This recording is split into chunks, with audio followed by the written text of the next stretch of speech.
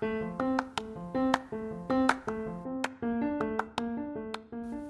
it's D. It's a brand new episode coming right for you, right on the FTO Network. Enjoy. All right.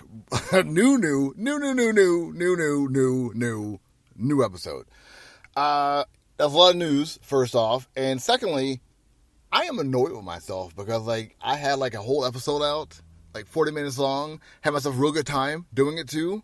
Talked about a lot of different stuff, and now I got to do it all over again. But you know what? That's the fun of radio podcasts, is talk about stuff you already talked about, do it in a different way, make sure it's fun. The really funny part is that, I already talked about this in that episode, so if you guys actually, make yourself do that broken episode, which is what I'm calling it, by the way, broken. It's a broken episode. I'm going to keep it up there simply because imposter syndrome is real. When you mess up, you internalize it, and I don't want to do that. I don't. I don't want to internalize this problem. Yeah, I made a mistake. I'm owning up to it. I'm going to keep it out there for everyone to see and hear it. But I call it a broken episode because it is. It's broken. It sounds like something's happening. It's not my device. I don't know what it is. And if this one here messes up, I'll cancel it, do a new one, and, move forward. So with all that being said, today is Thursday? Wednesday. Let's see. Today is Thursday, the 14th. It is 10 p.m. I'm sitting in my car again, doing an episode in the mean streets of Smyrna, Georgia. If you guys know where Smyrna is, it's not mean at all. It's pretty ho-hum. But, yeah, got a lot of stuff to talk about this week. And, I had, this whole different, setup I did before with a different platform where I post articles. And it has, the actual, article, description inside of it too, so I can get a little bit more description of the story. So I'm gonna pop that up and read some of this stuff to you and see how you like it. The first story is movie news. It's Danielle Detweiler to star alongside brothers Aldous and Edwin Hodge in science fiction thriller Parallel. It's Detweiler is from Holiday Fall. She was the woman that everyone thought was a man. I forget the character's name inside of that, but she did a very great job inside of Holiday Fall. She's probably the breakout star of that role. And she plays a character named Vanessa. She's a grief-stricken woman suffering the loss of her child, who mysteriously finds herself navigating between parallel spaces. During a retreat with her husband and her brother-in-law, she is faced with the threat of self-destruction in order to regain the life she knew before her loss. These parallel gates may hold the key to releasing her grief or trapping her forever. This is the kind of stuff I am talking about right here. I want to see more black-centric stories like this that have a story to it that's average, that's kind of mundane in a way, but thrilling at the same time, or science fiction-y, captivating at the same time. That's the kind of stuff I want to see more often and stuff like this. Not just the black trauma, not just the stories of the black blight or the struggle of being black in XYZ country. I don't want to keep on seeing that. One of my top goals to see before I leave this plane is to see a story of a black journey person.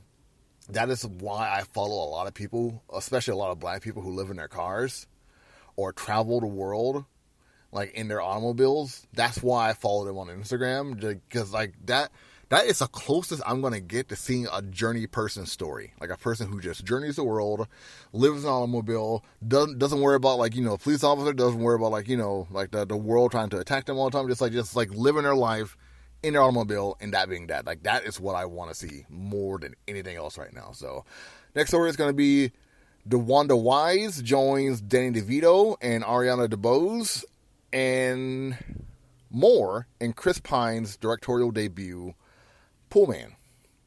Now, this seems awesome. It seems like a story about just LA history, takes place in Chinatown. It seems like a weird kind of story that takes it's a period piece. I call every story that takes place not now a period piece. So you got to keep that in your data banks for the future. Any story that doesn't take place in like the right now, in my eyes, is a period piece. And like I say this, but I just had like a whole conversation with someone online about Spider-Man being a mutant. And if you guys have like been following my Twitter, you know what I'm talking about. Like I had like a conversation with somebody about Spider-Man being a mutant. Spider-Man isn't a mutant. First off, he's a mutate. And like a period piece is a story that takes place in different period of time. So like, you know, I guess like you can argue that it's not like a period piece, but if it doesn't take place now, it is essentially a period piece. But like if I'm saying this out loud, you can say the same thing about Spider-Man. Like if he's not a mutant, like then like he can be a mutate and a mutant at the same time. Like he can be both of those things. But like to pause the podcast for a second and talk about the whole Spider-Man thing and the rationale behind that, and like I'm gonna get into like a whole thing about this on the second story, right off the gate. This is really fast, but the word mutant in the Marvel universe has a connotation to it.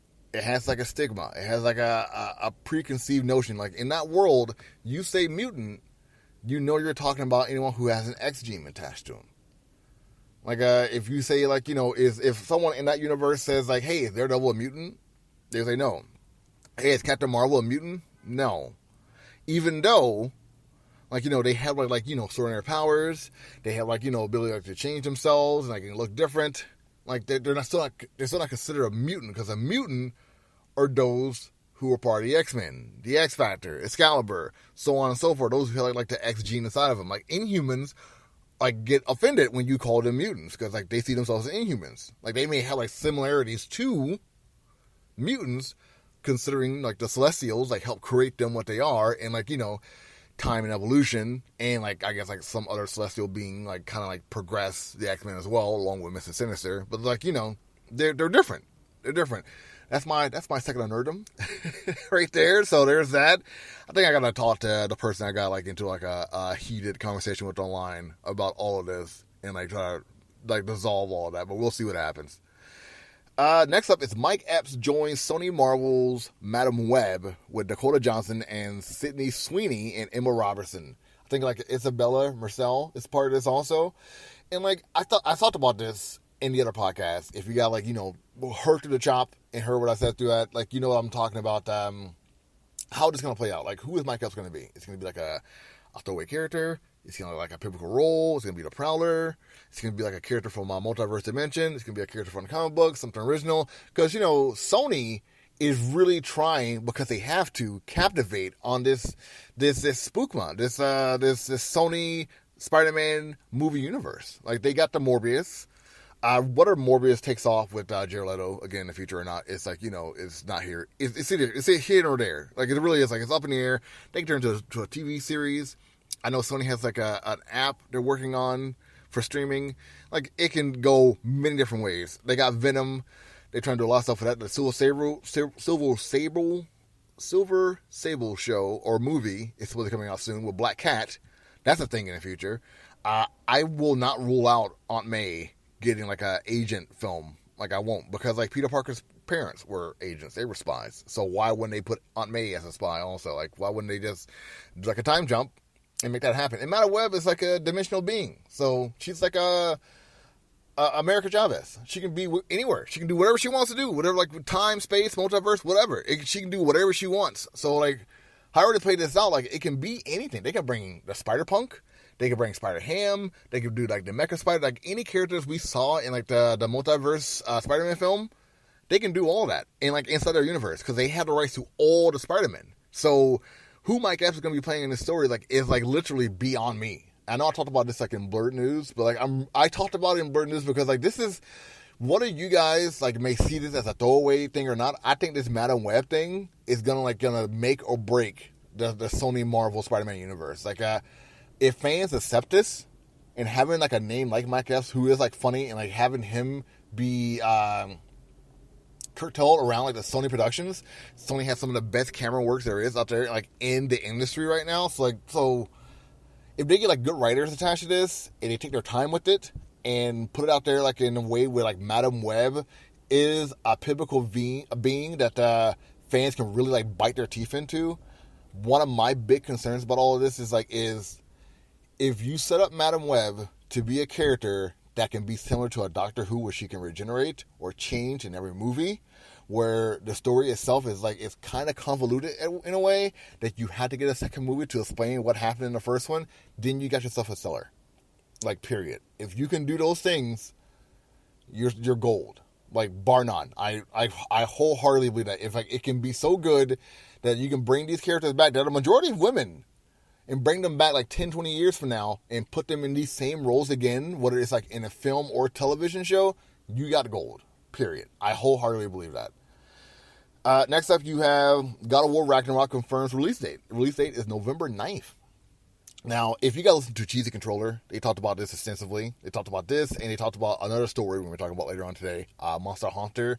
I'll talk about that more when we get to it. But God of War Ragnarok is coming out November 9th. And, like, I posted this, and then I saw Skull and Bones comes out November 8th. And this was pushed back a few times. It was like, after years of delay, Ubisoft confirms that the pirate game, Skull and Bones, will finally launch November 8th, 2022. And, like, the sequel to God of War, the Ragnarok game, is coming out November 9th.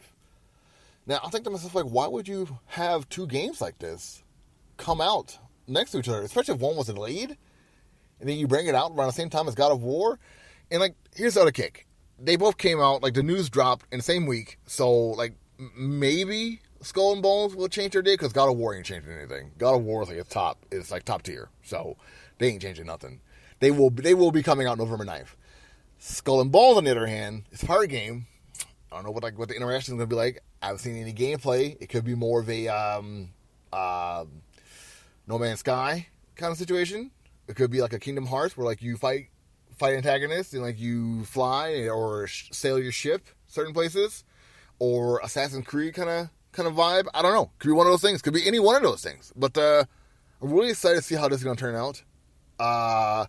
MK Ice and Fire, I'm looking at you. That's going to be my go-to to see how both of these games play out, because I don't have a console. I mean, come on. I'm playing Merge Mansion right now. Merge Mansion and Angry Birds. Like, but I get all my fun game stuff from MK Ice and Fire. Yeah, I can buy myself a console. Yeah, I can play some games. But I feel like if I got into it, I make it like a work situation. Like, I give myself like a Twitch, or use my Twitch and prop myself up on that and talk about the games on that platform. Like, I don't want to do any of that. Like, that's not like too much work for me to do. I want to enjoy the game and experience. I watched like the Elden Rings. I watched that through MK Ice and Fire. I feel like that's a game you have to play and not watch someone play. Because like watching someone play that is it's a lot. It's not that the game is bad. Like, the engine is amazing. Like watching the player like play the game. When they actually have, like, you know, boss battles to fight, wow. But, like, the leveling up and the building up of, like, the character, don't watch that. That will bore you. I'm sorry to tell you. Like, you may get immersed in the graphics and the colors of the game, even if you got, like, a 4K television and all that, like, but watching someone play that is not as thrilling as some of the other games out there. Like, God of War was fun to watch from start to finish. Ghost of Tsushima, fun to watch from start to finish. But, like, Elden Ring, not fun to watch. Not fun to watch someone play that game. Absolutely not. But, yeah, Skull and Bones come out November 8th. And God of War, November 9th. National Treasure, Edge of History, as Catherine Zeta-Jones. Not only do they have Catherine Zeta-Jones a part of this show, they actually have a name for the show. It is National Treasure, Edge of History. This takes place 2 years after Nicolas Cage's last film, I believe. Like, it takes place after that. I think it's either 2 or 10 years. I forget, like, the synopsis. But it pretty much takes place after, like, Ben Gates is doing his thing, and this is the series. I want to see Nicolas Cage show up for this. I know, like, he's doing a lot of stuff right now, a lot of weird projects. He's trying to have, like, some fun with acting and things like that, which I'm here for. Here for it, because Nicolas Cage is a legend in his own right. And I think about Limitless, the movie Limitless with Bradley Cooper, like how he had the show on CBS, and he was in the first episode because he was a producer on the show. I want to see Nicolas Cage do the same thing attached to this. I'm not sure if he's a producer on this or not. I probably should have looked it up before I did the episode, but I didn't. But, yeah, it's a TV show. It's on Disney Plus. And it also tells me that Disney Plus is doing more than just the Star Wars in the MCU. like they're trying like to branch themselves. So I think they had like a witch show that's coming out pretty soon, like something in competition to Harry Potter. So there's that. I mean, yeah, they do have like their work cut off for them, like Rings of Power. Like, come on, that's gonna blow a lot of people out of the water. Like that 8 billion genies that's coming out in Prime, that's gonna be something to look out for. Like the boys are still going strong. They like all these channels have their work cut off for them, and like me talking like this is building up to me talking about the Emmys, which I'm not gonna get too extensively into, but like I'm gonna talk about it. So let's get to the next story. HBO Max Legion of Superheroes show gets a script. Brian Michael Bendis shares an exciting update on his Instagram confirming the script of HBO Max series is being worked on. Sounds cryptic, like even reading it out loud sounds cryptic. But pretty much what he has is the third script is being made. Like this is like the third version of that script, of the first script, which is the pilot episode of the show, and like it's coming. Like the Legion of Superheroes. The Legion of Superheroes is essentially 31st century. There's no Justice League. There's only like the Legionnaires. And Legionnaires are a group of teenagers. It's the future. So maturity is a whole different like kind of concept there. They are backed by all the different governments because they're all different aliens. They're not Earthlings. They're all like different aliens across the space, the galaxy universe. Wow, that was a tough word for me. But I am a big fan of the Legionnaires. Bendis did like a run, a 12-issue series with Jonathan Kent attached to the Legionnaires. He also did a future state Legionnaire story. And it showed like the Legionnaires, like who are usually a very unified group, gets disbanded a part of Future State. And something tells me like we're gonna see that kind of riff what's inside of this story, inside of the TV show. I do forget if it's animated or live action. I think it's animated. I'm almost certain it's animated. And if it is animated, it's going to harken back to like the original Legion superhero show, which is on HBO Max. If you haven't watched it, it is good. They do have like a Superman clone who is not at all like... actually, no.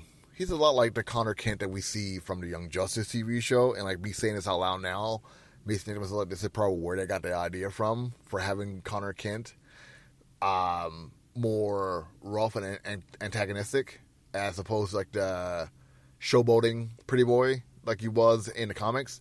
So, yeah. Like, if you watch the show, it had 2 seasons. It's cute. It's alright. It gets a little in-depth at certain times. Like, it really shows like the growth of the characters. Like, it really shows them like how they excel and like, can like be a team together and like learn how to trust each other. And like that's really what like the cornerstone of the Legionnaires is all about. It's not really about the bad guys. It's about like the team themselves, like working together as a group with their differences, with their past, and trying to make a better them essentially. So like I'm excited to see how Bendis approaches this because he is a skilled writer. Like despite what comic book fans say about Brian Michael Bendis, how like he doesn't excel at writing multiple characters, interlogs, the dialogues. Throw it off the table. Like he's good at what he does. He really is. Next story is Reservation Dogs. Season 2 returns on August on Hulu. Season 2 of FX on Hulu's series premiere with 2 back-to-back episodes on Wednesday, August 3rd. The series co-created by Taika Waititi and Sterling Harjo picks up with a team foursome position for the move to California. They are not moving to California. I said this very same thing in their last, the Broken episode. They are not ever moving to California. That is an unattainable dream that like they're never going to be able to see. I feel like it's going to be one of them like goes there, but they're going to go there in a way they don't want to go there. I haven't finished like the first season, so like maybe one of them did go to California. I just don't realize it. But it's a good story. Like, I didn't want to finish the first season because I didn't think I was going to get a second, but it got an Emmy last year. It won an Emmy. So, season 2 coming out August gives me time to catch up, to watch the rest of the episodes, and then like watch a new season. 2 episodes back to back. Hell yeah! And like to say what you want to say about Waititi, Our Flag Being Deaf was epic. Like it or don't like it, it was awesome. I know Thor: Love and Thunder is getting some harsh criticism right now, like on all fronts, not just like on the writing, but like the character, the story, the look. I haven't heard anything negative about like the way it looks. I heard like the way it looks is pretty spot on, but like I heard like it's not as interesting as Ragnarok was. So Love and Thunder is getting like some reviews out there. It could be like the beginning of like the surge for the MCU, or just Thor. It's hard to write for Thor. Like if you guys remember the Dark Void, I think that's the story. The second Thor movie wasn't the strongest. So we'll see what happens. Reservoir Dogs, man, season 2. I'm here for it. Janiyah Norman announced as new co-anchor for Good Morning America. She's been an anchor for, I think, over 20 years. And like she gets to be on Good Morning America. She's going to be alongside Whit Johnson and Eve Pilgrim. I have no idea who those two people are. So, yeah, I do watch morning. Like, I do watch morning news like this. I do. Like national, not local. Local, oh God, local can be painful at times. But national, yes. National stuff is fun. National stuff is always like, because like, you think about all like the stories that are out there in the world, like all like the hardness, all like the despicableness that we see in the world, and like, you got people who are like presenting it to you and talking about like nicer, other kind of happy-go-lucky news about while trying to put on a brave face. Like they're some of like the bravest people out there, and some of them may lose their way. I'm not gonna disagree with that. Like there are some anchors out there who did morning shows, not saying any names, who are just, yeah. But Norman is joining the fold. She's like a great cast member to be a part of all of this, and I can hopefully her name gets cemented in the future. Like I'm here for that, definitely. Kiernan Shipka. Someone's going to send me a message telling me how badly I said that name. From Sabrina, The Chilling Adventures of Sabrina, returns to Riverdale in season 6. The story goes, the CW has released an official synopsis for Riverdale season 6, episode 19, chapter 114, The Witches of Riverdale, which is set to air Sunday, July 10th. Now, this is cool because like it's really merging the comic books, like the comic books of the 2000s. And if any of you out there who read the comic books in 2000 of like Riverdale or Sabrina, it got pretty dark and murky for a while. In Spellman, I think it's called Spellman, and Riverdale, like those two cities really started to go up creek for a while. And it's nice to see like that the story is changing or adapting itself to like the live action world, because like the fans get to see this now, and like it just shows like that Riverdale is not archaic, because 6 seasons is nothing to sneeze at. Yeah, Sabrina did not last as long, but like that's after the musical episode, I was out. I couldn't do it.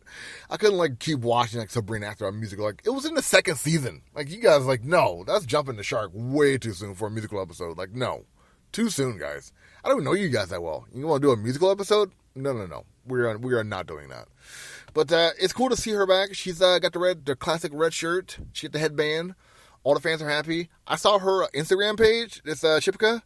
She is completely opposite from how she is on Sabrina. She is very posh, like very like clean cut from top to bottom. Like she got like a very like wealthy kind of vibe about her. Like, but she carries the character well. She really does. Like so, if you like Riverdale, or if you like Sabrina, The Chilling Adventures of Sabrina, check out the episode. Like it's there for you. CW is still trying to do like some innovative stuff. I do say they do hit home runs with shows like this as opposed to the superhero shows, which is why I'm glad all the superhero shows are going to HBO Max. Thank goodness. So,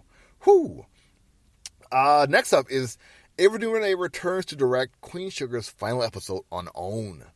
Queen Sugar creator and executive producer Ava DuVernay, who directed a pilot, will return to direct the series' final episode. Production on the 7th and final season has begun in and around New Orleans. Yes. This is great. Now, this is history right here. This is history being made. Now, I did fall off Queen Sugar because it's not a show that's for me. It's a show for, like, the soapy types. People who like soap operas. People who like shows that are about, like, the inner workings of, like love and relationship and family, things like that. Not to say I don't like shows like that. It's like this is, like, very, like, thick in that. Like, it really mixes itself all in. Like, the struggle, like your parents, like, and like the disapproval that they have for you, like you trying like to make yourself better, but like you don't like trying to face like your family, but also talk to your siblings and like also keep a business going. It's all those things. And like, again, not that it's bad, not like it doesn't have its merit, not that like it doesn't like show growth and warmth and like, even like the struggle of humanity, not just black people inside of this. Like it has all those things inside of it. It just like, it didn't hit me the way I wanted it to, and like I had to fall out. But it's a series finale. Maybe like I'll go back and revisit it because like again the story is good. The characters are captivating also, and Ava DuVernay coming back to like seal it up after she opened it up. That's impressive. That's history, man. That's history. If I talk about how I want to see the Flash movie with Ezra Miller, simply because like it will be history, how can I like deny myself from seeing this? It's like from watching this all the way through, even if I just watched the last episode or the last season. So there you go. Ianu, Child of Wonder, animated series greenlit at HBO Max and Cartoon Network. HBO Max and Cartoon Network announced a 2D animated adaptation of Ianu, or Ianu, Child of Wonder, a Dark Horse comic / unique studio graphic novel series heavily influenced by Yoruba people of Nigeria. The project will be financed and overseen by Black-owned animated studios Lion Forge Animation. Now, I recently followed Lion Forge on Twitter. They don't have many followers, but they have a lot of work posted on their page. I highly recommend you checking them out on Twitter. I haven't checked to see if they have an Instagram page or not. That's probably a better option for, like, that type of content since it's animation and art. But this is great. This is great news. Like, we've been seeing, like, Vikings and Germans and Russians and, like, all, like, European-centric warriors of the past. And, like, now we get to see, like, Nigerian warriors on HBO Max and Cartoon Network. Even if this doesn't, like, succeed the way, like, we all wanted to, the fact that it's happening from Unique, come on. That's impressive. Like, if you guys aren't clapping about that, like while you're listening to this, like, that is impressive. Like, and like, I know you guys, like, if you have an Instagram page, you've seen Unique put promos out there before. I know you have. Like, if you've seen Black Sand or Black Sands, you've seen Unique. You had to have. You had to have seen Unique and, like, in their work out there on Instagram, because I know I've seen it a number of times. So, kudos on them. When I find the trailer, I will post it on my page. This is great news. This really is great news. So, kudos to them. Yanu, Child of Wonder. Really hope I'm saying that name correctly. You guys know how I am with names. I am awful with it. That is cars driving around me right now, and it's just it's a fun day. Fun day. We are 28 minutes in. This is good. Like, it's probably longer because I got an intro attached to it. So if you're looking at your time as I say that, this is my 28 minutes in, not your 28 minutes in. So, Loot, starring Maya Rudolph, renewed for a second season. Apple TV has renewed a comedy series Loot, starring Maya Rudolph, Michaela J. Rodriguez, for season 2. 5 episodes of the 10-episode season 1 has already aired. I haven't watched one. I do have Apple Plus. I just haven't watched it. I have watched some other Apple Plus TV shows. Like, you guys know, we talked about, like, a few of them, like the sci-fi one, the name that's escaping me right now, because I feel like it's not going to get a second season, and I don't want to get too immersed into that world. I hate getting into, like, a show that only has one season, but, like, it's absolutely phenomenal and has a great story attached to it. Like, why would I hurt myself like that? That's torture. I wouldn't do that to myself. But yeah, Loot is getting a second season. I'm guessing it's good if you're getting a second season right off the bat. On Apple Plus, like the pretentious, snooty Apple Plus. Wow. Look at you, Apple Plus. Oh my goodness. So yeah, there's that.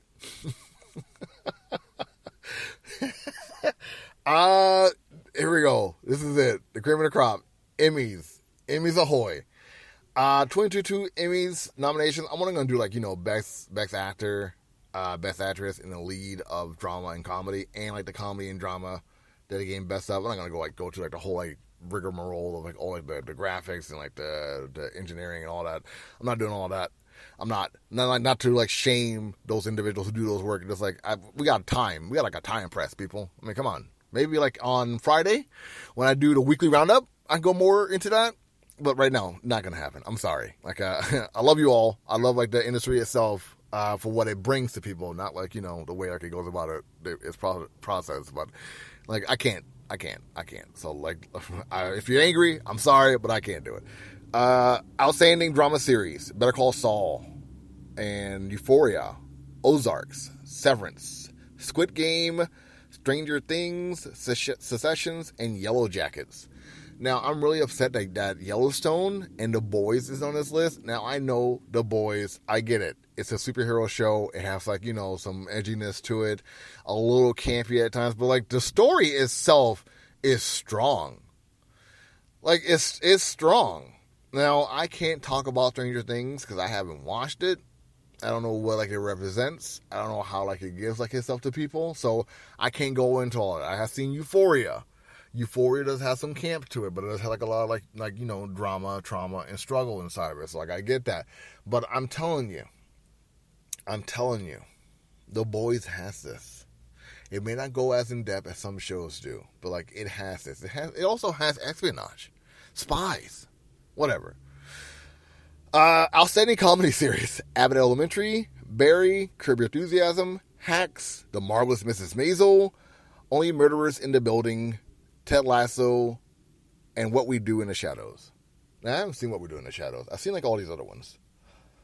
Maybe not Hacks. I haven't seen Hacks either. But I've seen all these other ones, and I feel like I gotta check out What We Do in the Shadows. Like this is like the second time it's been nominated, I believe, and like it has to be impressive if it's keep on getting nominated. And like on a list of all of these, Abbott Elementary is like a high mark one for me. I haven't seen this season Curb Your Enthusiasm. I fell off Barry after season 2. The Marvelous Mrs. Maisel, I think she is problematic. Ted Lasso, it's not a bad show. It's like a white savior show, but it's not bad. It's not awful. So, outstanding lead actress in a comedy series: Rachel Bronson, The Marvelous Mrs. Maisel, Quita Burnson, Abbott Elementary, Kaylee Kuko, The Flight Attendant, Elle Fanning, The Great, Issa Rae, Insecure, Gene Smart, Hacks. Outstanding lead actor in a comedy series: Donald Glover, Atlanta, Bill Hader, Barry, Nicholas Hoult, The Great, Steve Martin, Only Murderers in the Building, Martin Short, Only Murderers in the Building, Jason Sudeikis, Ted Lasso. Lead actress in a drama series: Jodie Comer, Killing Eve, Laura Linney, Ozarks, Melanie Lindsay, Yellow Jackets, Sandra Oh, Killing Eve, Reese Witherspoon, The Morning Show, Zendaya, Euphoria. And lastly, lead actor in a drama series: Jason Bateman, Ozarks, Brian Cox, Secessions, Ling Jong-jae, Squid Game, Bob Odenkirk, Better Call Saul, Adam Scott, Severance, and Jeremy Strong, Secessions. I was hyped about this the first time I recorded. This time around, like, I don't know if I want to watch the Oscars or the Emmys. I don't know. Maybe. I don't know. I'll keep you guys posted. Maybe I'll do like a live one, like a live podcast about the Emmys, and just pause when it's time, like, for a commercial break. Or my kids are bothering me because I can't watch the show all together. We'll see what happens. Little heads up, blerd-news is going to be coming out on Friday from here on. I'm going to keep on trying to do these podcasts on Wednesdays. I know it's Thursday today, but it's what it is. And Sundays, I'm trying to do Comic Point. Whether it's by myself or with a guest, we'll see. I need to talk about comics, all right? And it's going to be mostly DC. So it's what it is. You just got to take it as it comes. But DreamCon, got like a few people I know going to be going to DreamCon. Clutch the Boy Wonder. Senpai Shi. Midnight Comics. And Crazy 8 the Gate. Crazy 8 the Great. Hope he's not listening because I just butchered his name there. July 15th through the 17th, Esports Stadium, Arlington, and the Sheraton Arlington Hotel. So they're going to be there at DreamCon. I hope you check them out. Leave them some love. Make sure you say hi to them. They're all very approachable individuals. Midnight Comic Books are bringing their comics, so make sure you buy some comics. They are one of like the coolest comic book companies out there. They're Atlanta-based. Georgia-based anyway. Georgia-based. There we go. Movies or things to check out this week. Thor, Love and Thunder. The Seabees, that is on Netflix. It's a kids cartoon movie. So you got kids want to watch a movie with them? The Seabees. I've heard nothing but good things about it. So, Fire of Love. This is a documentary about volcanoes. So it looks pretty interesting. Like they're French volcanologists, volcano scientists, essentially. Wow. It's a rough night for me right now. I need to get myself another energy drink. Monster Hunter Rise, Sunbreak. Now, this is what I was talking about before with Cheesy Controller. They went on a whole talk about this game. Apparently, there's two different versions of this. Monster Hunter Rise and Monster Hunter Sunbreak. And Monster Hunter Rise Sunbreak. Like, maybe it's two different games. I'm not entirely sure. From listening to Anton talk about this game on Cheesy Controller, he is not as impressed with this one because of the character selection or the monster selection isn't as substantial as he would want it to be inside this game. It felt like it was very repetitive of like old games, but he did say the boss level is worth looking into. And apparently, listening to them talk, apparently 20 hours of gameplay is not a substantial enough of time to understand if you like a game or not. I didn't realize that was a standard within like the gaming community. Like if you only play a game for 20 hours, that's not enough time to realize how much like, you like a game or not. And like, they talked about like the Marvel shows also on their show. Like how one of their hosts talked about how like they haven't watched or finished WandaVision. For me, most of I got 3 episodes in. It's like I am done with this because this is going nowhere. And like, they mentioned the pacing with MCU. The pacing with MCU is not to your liking. It's a little slow, and I find it very easy to agree with that. Like it's a bit slow at times with the MCU. But Monster Hunter seems like a check, but a cautious check with Monster Hunter Rise Sunbreak when it comes to those guys. But make sure you check out their podcast. I'm going to try to get Anton 6 on, like, with an episode with me, talk about exclusively video games. Like, get him on for just the video game segment to talk about, like, the stuff that I am not as much of an expertise in as I could possibly be. Because the world of video games is constantly changing, and it seems like it's more rumor-based, if anything else. So, there's that. What else do we have? Maggie season 1. Psychic Maggie suddenly begins seeing her future after meeting a stranger in this comedy co-written by Justin Alder and Maggie Mull. It seems cute, like she's a psychic. She touches this guy's hand. She sees her future, like married to this guy, has a kid. The only reason why I even care about this show is because like one of the actors in this show was in Superstore. And she seems hilarious in this show too. So that's the only reason why I even care about this show, because she's in it. Like period, point blank.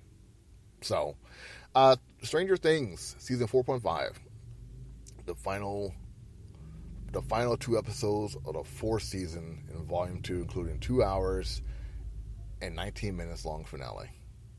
I heard a lot of people cried about this last episode. Like a lot of people were bawling about the final of Stranger Things. It has been a good run. A lot of people got themselves into this show. I am not one of those few, but to those of you who did, mazel tov to you. I thought that's awesome. Like it's really great to see like a lot of people getting like some happiness from this show. Like that's good times, man. Like have fun with Stranger Things. Like I could not. I could not. And like some of the fans are a little eccentric for my taste. So, and like, I get it. Why would you base a programming on like the fans? Sometimes the fans can like take you out of something really quick. Looking at you, Star Wars fans, they can take you out of stuff really fast. So, Only Murders in the Building season 2. Season 2 is here. The first season I watched with my wife. It's cute. It's a cute show. Haven't started season 2. She has. She says like she's a fan of it still. She's going to keep watching it for as long as it's on. She says Gomez is a lot funnier than... I said Gomez was a lot funnier than I thought she was. And she's a producer on the show. So, good. Like, I'm here for it. Martin Short, C. Martin, can't go wrong, man. Really can't. So, here. Comics to read. Moon Knight, issue number 13. This thing seems dark. I saw someone do a synopsis about this. Seems dark. I think Taskmaster's inside of it too. So yeah, get into it. Like, it really changes the dynamic of like what character is stronger than other characters, or what character can fight other characters. Like, something to look into, definitely. Wonder Woman issue number 789. This is a continuous run during the Dark Crisis, but not tied to the Dark Crisis. So, like while Dark Crisis is going on, we're still getting a Wonder Woman series with Diana, and it involves Checkmate. Don't want to say too much about it. So, there's that. Batgirls, issue number 8. This is cool because not only is Stephanie a Batgirl, Cassandra is also a Batgirl, and they're both being led by Barbara. Like, that is what the fans have been asking for, and they gave it to us. It's on issue 8, and I haven't read one issue of it yet. I need to get on it. Because, like, the idea, the concept behind the story, like, it's fun. Like, the Batgirls break into the Iceberg Lounge in order to rescue Seer, who's held hostage by the Saints. Nightwing and Oracle get dressed up and go undercover to help the Batgirls, while also making the mission a date night. But why would they help Seer, the very person who's been hacking through the network and harassing them? Read here to find out. Sounds interesting. Like, it's just like, it's a good romp. I definitely think you should put characters, and I said this in the last episode, the broken episode, that you should put characters that we don't know too much about into this comic book, like characters like Captain Boomerang Jr., Power Boy, who's the creation of Darkseid, supposed to be like the seductor of, like, essentially the fuckboy of Supergirl. They should swear.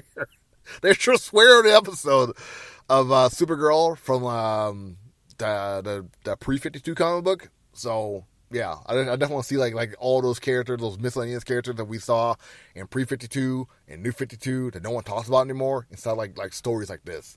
Because like they're not to dismiss these comic books, but like sometimes like these comic books are so fun and so like just wacky, they can be throwaway like stories. But those throwaway stories can be like something that you can cherish because they have characters that you care about. And like I want to see more of that. Dark Crisis, World Without a Justice League, Superman, issue number 1. This is cool. When Pariah and his forces of the Great Darkness laid waste to the most powerful superhero of all time, all hope is lost. With the man is still suffering the same fate as his comrades, join us for a look at the world of a dream he would never have thought possible while alive. Where there's life, there's hope, and with that hope come a deeper unraveling of the tapestry of DC's universe's biggest event of 2022. Plus an Aquaman backup. It seems cool. It has like a Superman feel to it, but it looks like a Batman comic book at the same time. Like it looks interesting. I had to pick it. Spider-Punk, issue number 3. Issue number 3. Daredevil's inside of it. Got the Spider-Van. God, it's the Spider-Man. Jeez, this is awesome. Barbaric, the Harvest Blaze, issue number 1 from Vault.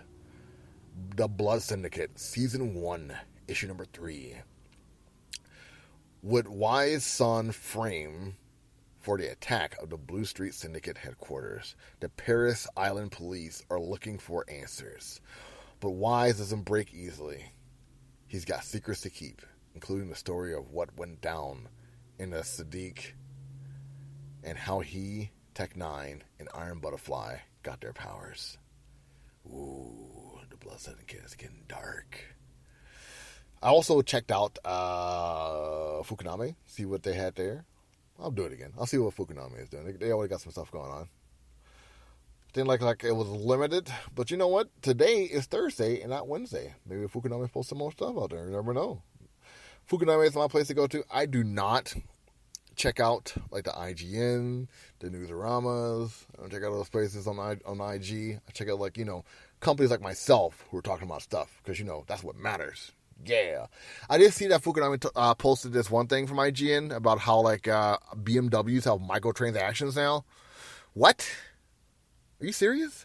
It's crazy. Whatever. Bayonetta 3 is being released on October 28th for Nintendo Switch. No. This is the Metroid Prime and Mega Man thing all over again. Like, I get it. I do. And the Link thing, the Zelda thing, I got it. I do. Like, I feel like I really feel like these companies are just doing this to get money or to hype us up for a new game that's coming out. I got it. I get it. Doesn't mean I had to partake. Like, you gotta be like a hardcore fan of partaking stuff like this. Like, I don't get like endowed and stuff like that anymore. Maybe because I'm getting older, or maybe because like, you know, the fandom or like the culture itself has let me down so many times. I don't know. The Last of Us TV show coming to HBO early next year. Ooh, wow, early. There's no date. Well, that's good. Early. Early's good, right? Who doesn't like early? I almost said communist, but you know, that joke is getting old. I gotta stop using that joke. But I think that's about it for the news. I think that's about it for the things to check out this week. I got my work cut out for me this week. I gotta do the weekly roundup. I gotta do blerd-news. Whew. Gotta make sure I don't clash with those two things. It's been a fun week. I am disappointed that like my episode did not work out for me the way I wanted it to. But you know what? Them the rinks. And I feel like if I can hold myself and be composed about the failures that I go through, like you can do the same thing. You're not me. I get that. We all got our own struggle. We all got to find our own voice, our own way. And like, you know, navigate ourselves through it the best way we can. But you know what? You got people out there who care about you. You got people who want to see you succeed and not just fail. We only get one opportunity to prove ourselves to ourselves. But that's not really true. We got many opportunities to do that. Like, you mess up, you pick yourself up. You try it again. You mess up, you pick yourself up. You try it again. Like, that's the cornerstone of life. And even if you don't have people to help you out, to back you up, you have yourself. Be nice to yourself. That's all I really got. I wanted to go on like a whole rant again like I did last time. But I don't have much to say. I hope you are being nice to yourself. I hope your week is treating you well. This week has been a bit of a kind of week for me. I hope it's been a bit more productive for yourself. If you follow the news, the hearings happen again. Whew. Man. Political news is something else, isn't it? Well, at least we didn't have any, like, you know. No, we did. We had a lot of great stuff done. Like, a lot of dire stuff happened this week if you listen to the news. Hopefully we get to a point for ourselves where we can, like, get ourselves, like, a fun equilibrium where the news happens and, like, we try to fix it. I feel like that's slowly starting to happen. I know Sri Lanka is really going through that right now. Whew, they want to, like, change the constitution. They want to, like, just, like, change everything completely. Maybe that'd be the template for how things are supposed to go in the future. Maybe, like we can learn a lot from Sri Lanka and, like, how, like, that uprising happened there. Because they know how to protest. I tell you that. They know how to protest. So, I'm D. FTO Nerd Talk. This is not the broken episode. This is the clean episode. You got your one swear. I hope you're all doing well. As always, until next time, you guys take it easy. Hey guys, D here of FTO Nerd Talk. I hope you enjoyed the podcast. Make sure you like, subscribe, follow, tell your friends about FTO Nerd Talk. Got a lot of different shows for all of you. Make sure you tune in every week for a brand new episode.